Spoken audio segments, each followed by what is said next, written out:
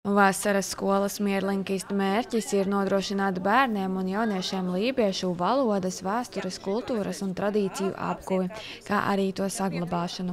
No rīta dalībnieki apgūst mācību vielu, kā jau skolā pienākas, taču dienas otrajā pusē pilda dažādus interesantus uzdevumus. Ar daudziem dalībniekiem mēs esam jau pazīstami. Principā viņi ir izauguši nometnē no viņu 7, 8, 9 gadu vecuma. Šobrīd tie, kas strādā par pedagogiem arī. Tā kā nav tā, ka tam nebūtu bāze. Tas viss ir uz bagātām tradīcijām balstīts.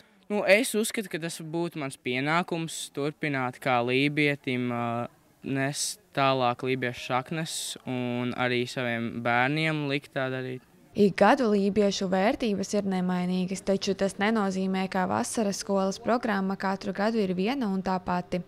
Ir tradīcijas un aktivitātes, ko bērni ļoti gaida, taču ir arī dažādi jaunumi. Nozīmīga ir lokācija, jo mazirba bez lībiešiem nav iedomājama. Te mēs arī satiekam senos cilvēkus, senos lībiešus, runātājus. Protams, daudzi no viņiem jau ir aizsaulē, bet vēl pirms 10, 15 gadiem tie bērni bija vislielākie ieguvēji, jo viņiem bija tā iespēja doties ciemos un runāties un klausīties, kā sirmas tantes runā un stāsta savas jaunības dienu atmiņas par šo krastu. Ir naktstresīte, ko, man liekas, visi tiešām gaida, kā arī, piemēram, karoga spēles vai danču vakars ar Julgijas talti. Ir tādas lietas, ko mēs gaidām tomēr katru gadu. Starp vasaras skolas bērniem varēja manīt arī vecākus, kuri reiz vasaras dienas pavadījuši lībiešu nometnēm. Vairums atgriežas kā audzinātāji vai pedagogi, bet citi, lai atvestu arī savus bērnus piedzīvot lībiešu tautas spēku un burvību. Mēs regulāri braucam šeit uz savām vectēvu mājām, saimniekojam, un tas mums ir tā dabiski, varbūt tā piederība vietai. Tāpēc arī droši vien mums tā dabiski arī tā nodošana tālāk nākamajai paudzei un arī tā sava pieredze, ka man ļoti patika tas, ko es šeit uzzināju un vispār par vienu Latvijas pamattautām uzzināt. Bet es īstenībā vēl vairāk abrīnoju tos, kuriem nav šīs piesaistes ar vietu, jo tas prasa vairāk, man liekas, tādu darbu ar sevi. Mans plāns bija sadraudzēties ar kādu cilvēku, ar ko es varētu kopā runāt lībiski, un vēl man ir nedaudz palīdzējis internets, kur ir šis tas atrodams.